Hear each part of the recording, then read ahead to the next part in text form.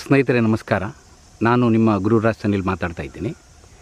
ಇವತ್ತೊಂದು ಹೊಸ ವಿಚಾರವನ್ನು ನಿಮ್ಮ ಜೊತೆ ಹಂಚಿಕೊಳ್ಬೇಕಂತಿದ್ದೀನಿ.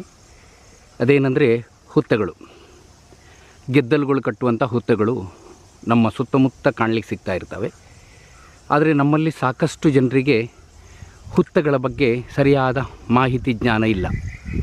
ಬದಲಿಗೆ ಭಯ ಮತ್ತು ತಪ್ಪು ನಂಬಿಕೆಗಳಿವೆ.